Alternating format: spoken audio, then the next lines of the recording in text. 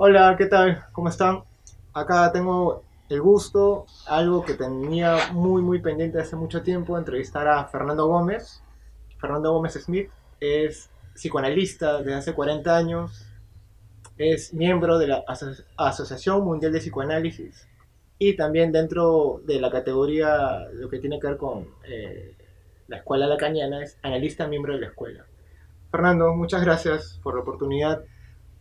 Algo con lo que me gustaría empezar es, dentro de la cultura popular y lo que mucha gente suele confundir los términos de inconsciente y subconsciente. ¿Cuál es la diferencia precisa? Primero, Miki, muchas gracias por la entrevista. Creo que siempre es una excelente oportunidad de poder difundir las ideas de Lacan y creo que espero poder contestar las preguntas que tú me vas a hacer. En relación a la pregunta que me haces, yo creo que hay un error muy difundido eh, cuando se utiliza el término subconsciente. Freud nunca utilizó la palabra subconsciente. Freud la palabra que utilizó fue inconsciente. Digamos, el concepto fundamental que hace la esencia del psicoanálisis es el inconsciente. Pero este error surge, a mi manera de ver, cuando el psicoanálisis se introduce en el mercado americano, y lo digo así, en el mercado americano, y al producirse esa introducción, las traducciones que se hacen de los textos freudianos tienen ese error de, en lugar de decir inconsciente, subconsciente, porque había además ciertos gráficos que Freud había hecho, sobre todo el aparato psíquico, donde el esquema que ponía es como que el inconsciente estaba por debajo de lo consciente. Entonces, al traducirlo le pusieron subconsciente, como si estuviera debajo de, Ah, ok. ¿no? Pero esa distribución de las cosas es equivoca porque el inconsciente no es algo que hay que buscar en las profundidades. El inconsciente está en la superficie de todo ser hablante. Cuando hablamos, ya nuestro inconsciente se está expresando.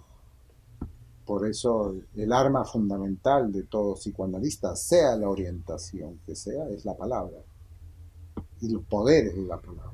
Claro. Es algo, entonces, un error de traducción, lo que se ha estado... Quiero pensar que es un error de traducción, ¿no? O sea, porque no quiero pensar que hay una mala intención, Ujú. ¿no? Y el decir que el psicoanálisis, bueno, y su arma fundamental es la palabra y que no es que se trata de rebuscar en las profundidades, sino que el inconsciente está a flor de piel, ¿no?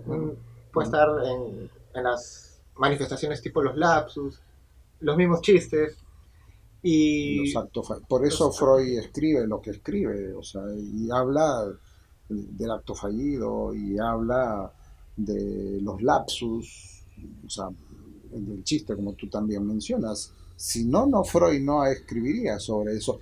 O sea, una de las formas, o sea, Freud habla de las formaciones del inconsciente y de las formaciones del inconsciente introduce ahí el sueño, el lapsus, el acto fallido, el síntoma. Y el síntoma es aquello también que es el motivo por lo cual los analistas trabajamos, porque un paciente o un analizante siempre lleva a la consulta porque hay un síntoma del cual se queja, hay un sufrimiento ahí puesto que no está en ninguna profundidad. Está ahí, se presenta todo Uno lo lo... vive ahí. Lo que pasa es que ese síntoma, por ejemplo, para ese sujeto tiene una dimensión enigmática, no sabe por qué sufre y va a la consulta en primer lugar para buscar una respuesta por ese sufrimiento, darle un sentido a ese Y sufrimiento, ese síntoma tiene la característica de repetir e insistir. obviamente. Ok, Pero esa repetición no es casual, esa repetición tiene su razón de ser.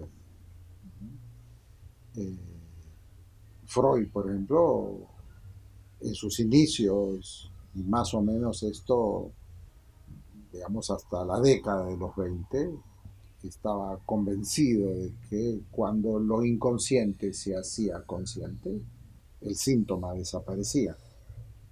Pero su misma práctica, su mismo ejercicio de analista, lo llevó a darse cuenta de que ese síntoma muchas veces no desaparecía a pesar de que lo inconsciente se hacía consciente.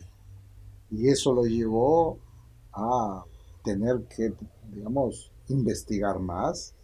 Por eso el psicoanálisis es una epistemología clínica, surge, se construye a partir de la clínica con pacientes.